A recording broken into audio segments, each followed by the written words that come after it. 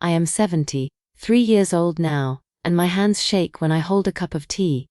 Not from age alone, but from the weight of everything these hands have carried, everything they have given, and everything they were left holding when everyone else let go.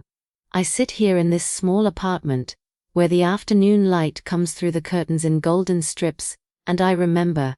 How I remember. They say memory fades with age, but that is a lie told by people who have nothing worth remembering. My memories are sharp as broken glass, and sometimes I run my fingers over them just to feel something, even if it cuts. My name is Eleanor, though no one calls me that anymore. There was a time when that name was spoken with love, with need, with the kind of urgency that makes you drop everything and come running. Eleanor, they would call, and I would answer. Always, I would answer. That was my mistake, though I did not know it then.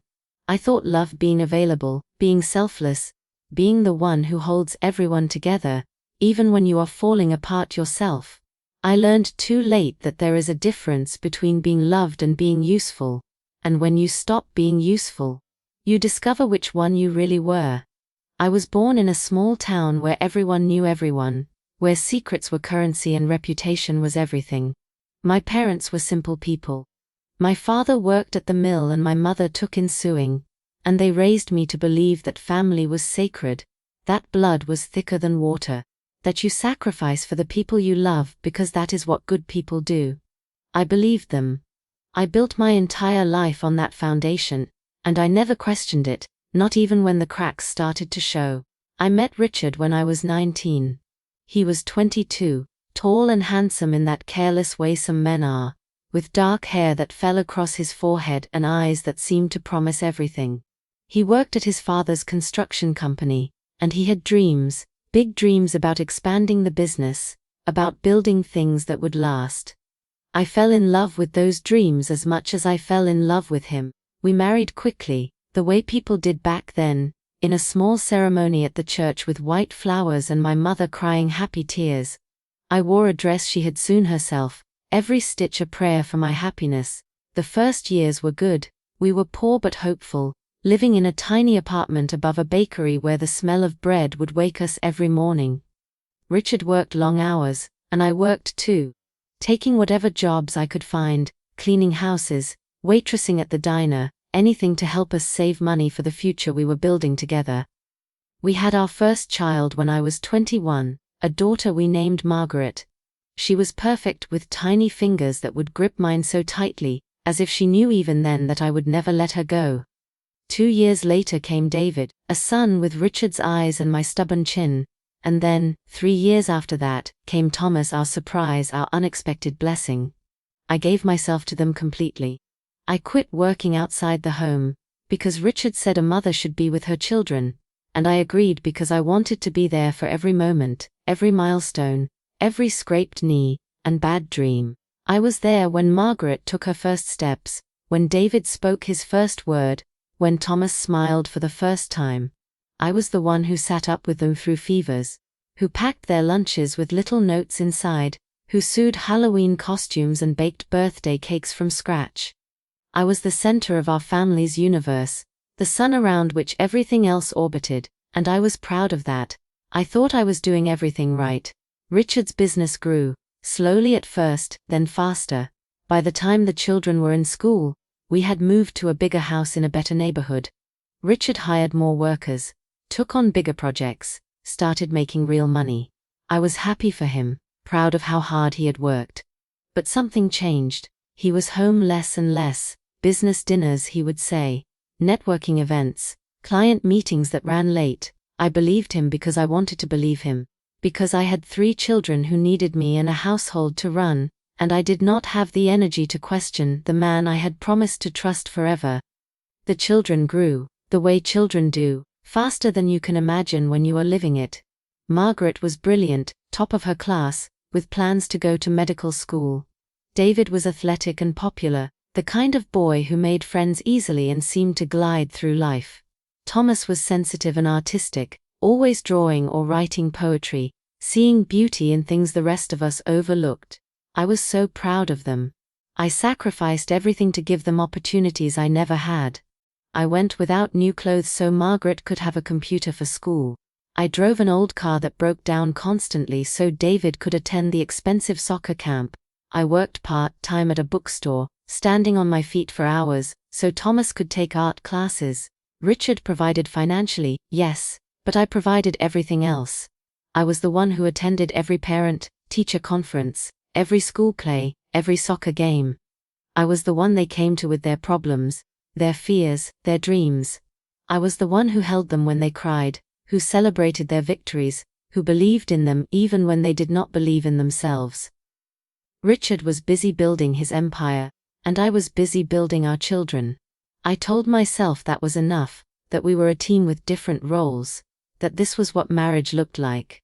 When Margaret was 17, I found the first evidence, a receipt in Richard's jacket pocket for a hotel room in the city. He had told me he was working late that night. I confronted him, my hands shaking as I held that small piece of paper that proved everything I feared. He looked at me with such coldness, such irritation, as if I was a nuisance interfering with his life. It was nothing, he said, a place to rest between meetings. I was being paranoid, he said. Suspicious for no reason. He turned it around on me, made me feel guilty for not trusting him, for being the kind of wife who went through her husband's pockets. I apologized. Can you imagine? I apologized to him, but I knew. Deep in my bones I knew. I just did not want to know, so I pushed it down. Buried it beneath the daily tasks of keeping our family together. The children were preparing for college. Margaret had been accepted to a prestigious medical school back east. David had a football scholarship. Thomas was applying to art programs. They were happy, thriving, and I told myself that my happiness did not matter as much as theirs. I told myself I could endure anything for them. The years passed. The children left for college, one by one, and the house became quieter. I thought maybe Richard and I could reconnect, rediscover each other now that we had time. But he was more distant than ever. He took more trips, stayed out later, looked at me with increasing disdain when I tried to talk to him about us.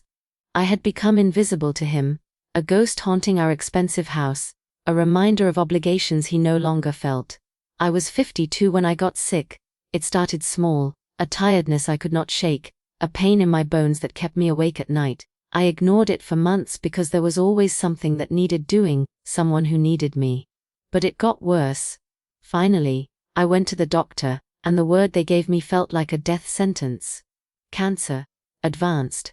I would need surgery, chemotherapy, radiation. The prognosis was uncertain. They said, which is doctor speak for not good.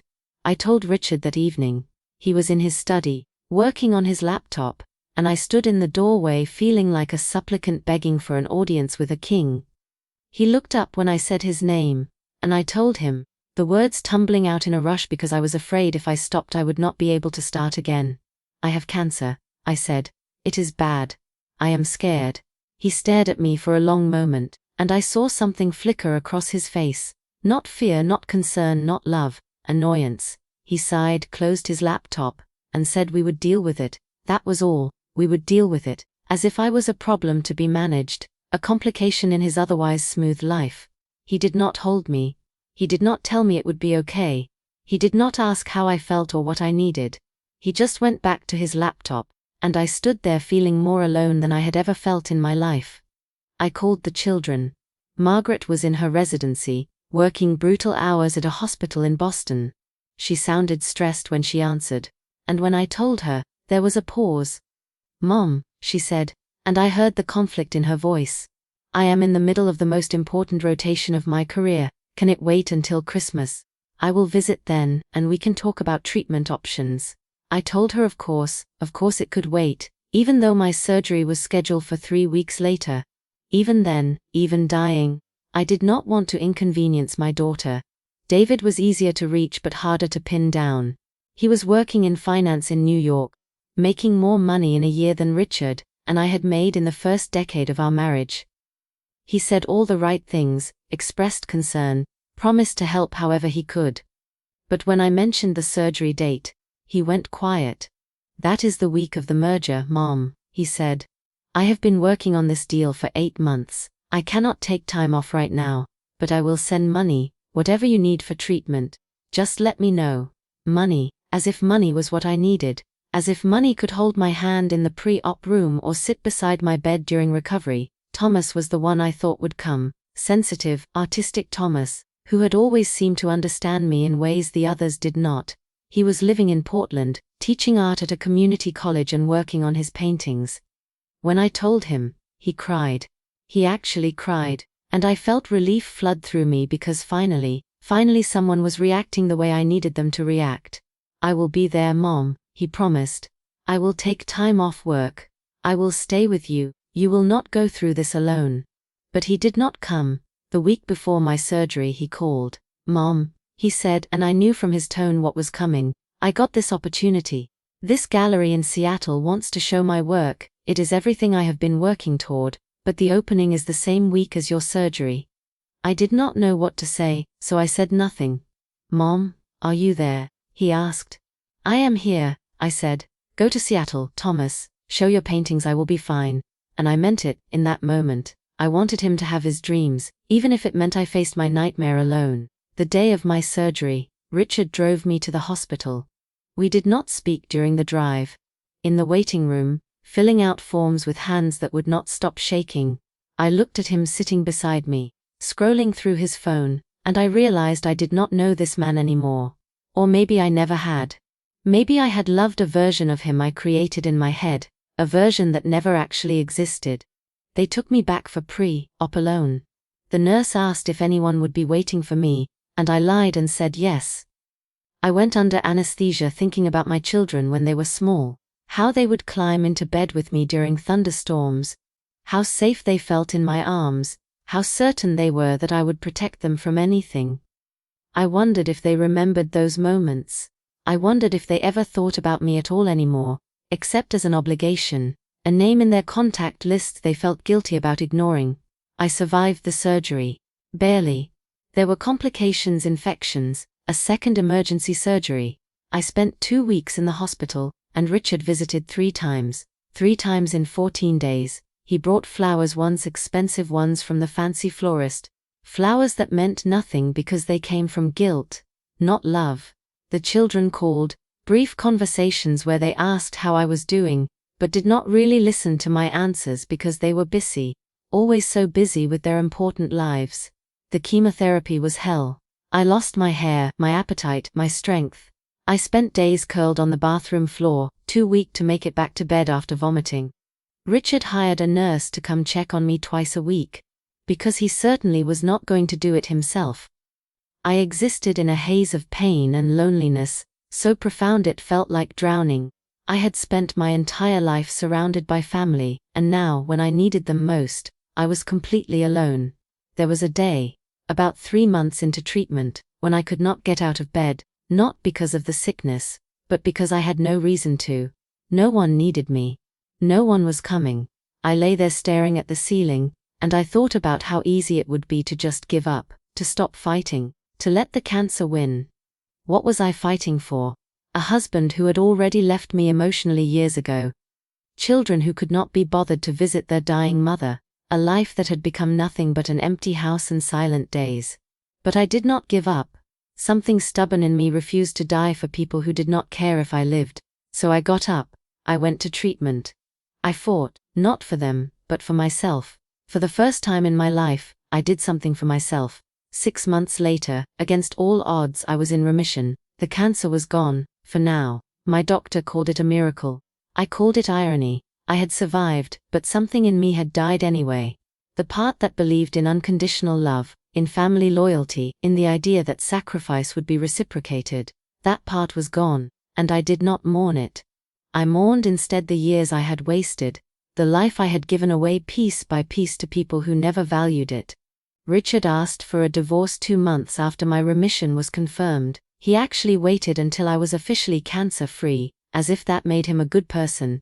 He had met someone else, he said. Someone who understood him. Someone who made him happy. She was 32, his assistant, beautiful and ambitious and everything I was not anymore. He wanted to start over, he said. Start over. As if I was an old project he was abandoning, as if our 34 years together meant nothing. I did not fight him. I was too tired, and honestly, I did not want him anymore. The only thing I asked for was the house. He could have everything else, the business, the investments, the fancy cars. I just wanted the house, the place where I had raised our children, where I had loved and sacrificed and believed I was building something that would last. He agreed, generous in his guilt, and within 3 months he was remarried, posting photos on social media of his new wife in a white dress, starting over as if I had never existed. The children were uncomfortable with the divorce but not upset. They took his side, subtly at first, then more obviously. He seems happy, Margaret said during one of our increasingly rare phone calls. You should be happy for him, Mom. David said I needed to move on, to stop being bitter. Thomas, my sensitive Thomas, said sometimes people grow apart and that was okay. None of them asked how I was doing. None of them seemed to remember that I had almost died alone, while their father was already sleeping with his assistant. Birthdays came and went with text messages instead of calls, with generic cards instead of visits. Holidays became negotiations of who had to spend time with me, obligations to be fulfilled as quickly as possible. I would cook elaborate meals that no one came to eat. I would buy thoughtful gifts that received polite thank yous and were probably donated or regifted. I became an afterthought in the lives of the people I had made my entire life about. The final betrayal came on my 70th birthday. I had mentioned to each of them, carefully, casually, that I was planning a small gathering at the house. Nothing fancy, just family, maybe a cake. Margaret said she would try to make it, but her schedule was unpredictable. David said he had a work conference that week but he would see. Thomas said absolutely, definitely, he would be there. I spent 2 days preparing. I cleaned the house until it shined. I cooked their favorite foods, dishes I remembered from their childhoods. I baked the chocolate cake I used to make for their birthdays, 3 layers with raspberry filling. I set the table with the good china, put flowers in vases, made sure everything was perfect. I wanted them to remember when they walked in, what it felt like to be home, to be loved unconditionally, to be the center of someone's world. None of them came. Margaret called an hour after the dinner was supposed to start, apologizing but she had to cover for a colleague. David sent a text, "So sorry Mom, the conference got extended, I will make it up to you." Thomas did not even call or text. I waited until midnight, sitting at the head of that perfect table with plates of cold food and a cake that no one would eat, and I finally understood. This was who they had become. This was who I had raised them to be. By teaching them that my needs did not matter, that I would always be there no matter how they treated me, that my love was infinite and unconditional and could be taken for granted forever. I did not cry that night. I had no tears left. Instead, I boxed up all the food and took it to a homeless shelter the next morning. I cut myself a piece of cake and threw the rest away. And then I did something I should have done years ago. I stopped reaching out. I stopped calling, stopped texting, stopped trying to maintain relationships that only I wanted. I decided to see how long it would take before they noticed I was gone. Margaret called 4 months later, asking if I could wire her money for a down payment on a house. Just a loan, she said. She would pay me back. I said no. She was shocked, actually shocked that I would refuse her. "But you always help us," she said, and I could hear the accusation in her voice, as if I was failing some fundamental duty. I told her I was living on a fixed income and could not afford it. She hung up angry. She did not call again. David reached out 6 months later, not to check on me but to ask if I had considered selling the house. "It is too big for one person, Mom," he said, "and the market is really good right now. You could get a condo, something easier to maintain, and maybe help us kids out with the proceeds." Us kids? As if they were still children and not grown adults in their 40s.